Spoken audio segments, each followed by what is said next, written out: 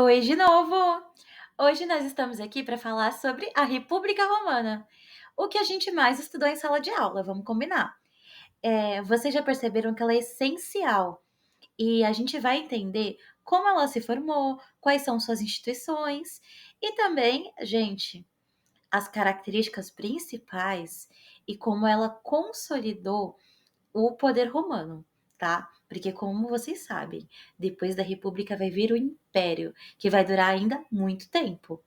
500 anos do Ocidente e mais 1500 anos do Oriente. Então, assim, tem muita história de Roma pela frente. Bora? Bora! Pessoal, durante a República Romana, a gente tem o poder sendo dividido. Por quê? Porque a gente já teve a monarquia e a gente já conheceu a tirania. Então, eles sabem o perigo de concentrar o poder nas mãos de uma pessoa só. Tá na hora de descentralizar um pouquinho. Então, assim, a gente vai ter dois órgãos importantes que eu falei para vocês: o Senado, composto só por patrícios, tá? E o que são os patrícios mesmo? São os membros da elite romana. São as pessoas que têm direitos e têm terras, têm posses. São eles que são vistos como cidadãos romanos. Então, assim, a gente vai ter eles compondo o Senado, tá? Que tem uma grande influência nas decisões políticas, e são eles que elaboram leis, controlam as finanças, decidem sobre guerra e paz, supervisionam as magistraturas, tá bom?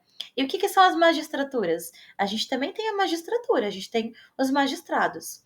Eles são eleitos como os cônsules, mas a gente vai ter cônsules, a gente vai ter censores, a gente vai ter edios, a gente vai ter outros cargos dos magistrados, que são as poderosas autoridades civis, tá bom? E militares. Eles são responsáveis pela administração da cidade, cada um com seu cargo. Então, assim, os censores, eles fazem o censo da cidade, eles cuidam da questão dos impostos, que são importantes. Os pretores também, que são pessoas que cuidam dessa questão política da lei. E os cônsules são o cargo mais importante de todos, tá? Então, eles são a maior autoridade militar, chefes dos exércitos, até que tem, que também administram a cidade com justiça. A gente está numa república. Vocês lembram da democracia romana, grega, né? A democracia grega era aquela coisa de quem fosse cidadão tinha direito se a participar das decisões, tinha direito de decidir sobre o que estava acontecendo na cidade, na vida pública. Então, assim, a Roma vai se inspirar nesse ideal de democracia e vai fundar a república, porque ela vai ter que adaptar essa democracia. A democracia grega, ela é direta. Todos os cidadãos participam, conversam, votam.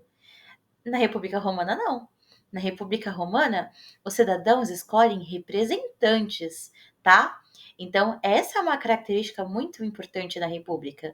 Essa ideia de escolher pessoas que te representam para viver a vida pública, para tomar decisões pelo seu bem, pelo bem comum. Pessoal, a gente tem uma sociedade romana que é altamente hierarquizada.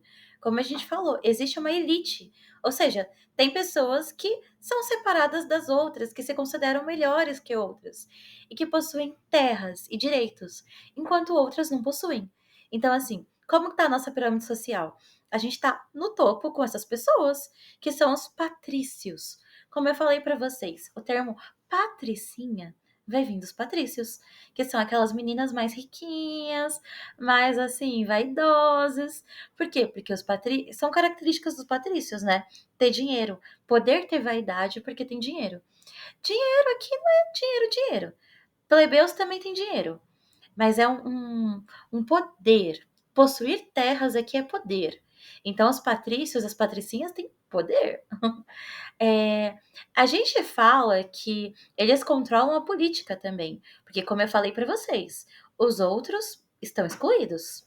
Só que esses patrícios, eles não são a maioria, eles são uma pequena minoria. A maioria dos cidadãos não, dos citadinos, de quem vive na cidade, porque cidadão é quem possui direito.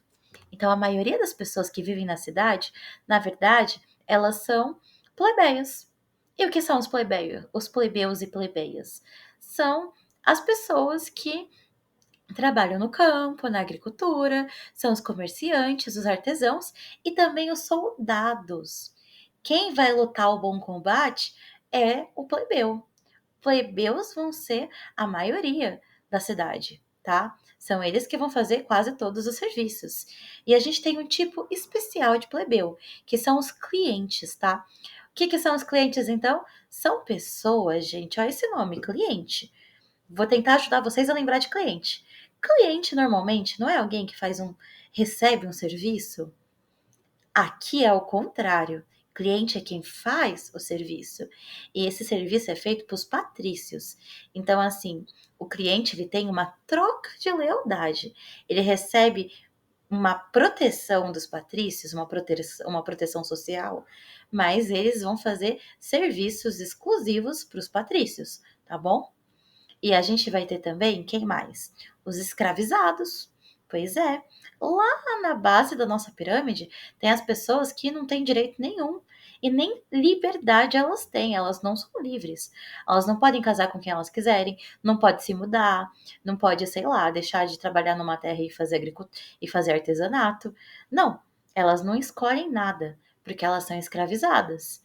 Só que é uma escravidão diferente da escravidão moderna, tá? Elas são vistas como pessoas, elas podem comprar a liberdade delas eventualmente, e não tem castigos físicos e tudo mais. Então, assim, esse tipo de escravidão pode ser adquirido de duas formas.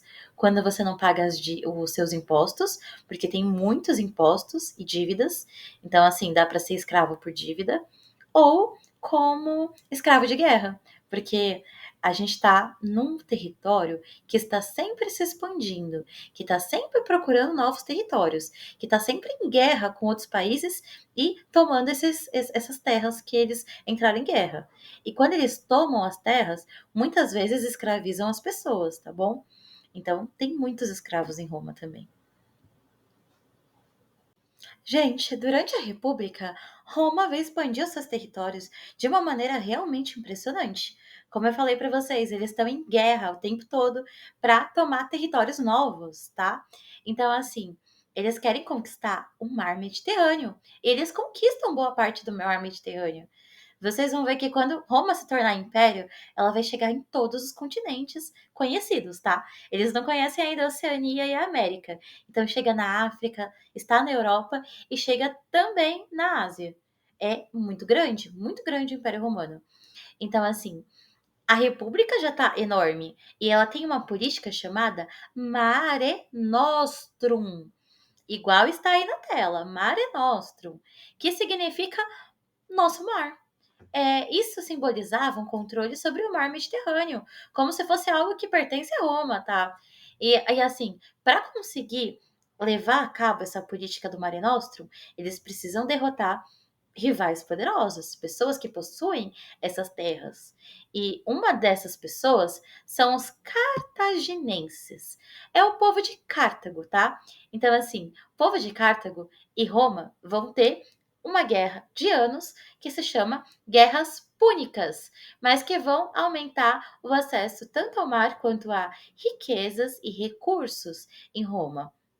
Porque, gente, não é só por escravo que Roma guerreia. Roma também precisa de terras boas para alimentar esse povo todo. Precisa de trigo, precisa, assim, de agricultura. E é sempre bom encontrar riquezas, recursos, metais preciosos, tá bom? Pessoal, lembra que eu falei que os plebeus são a maioria em Roma? Então, plebeus, eles não vão ficar felizes com não ter direitos e eles não vão ficar felizes em ser submissos. Eles vão tomar atitudes. E a gente vai estudar o que aconteceu, o que esses plebeus vão aprontar no próximo vídeo.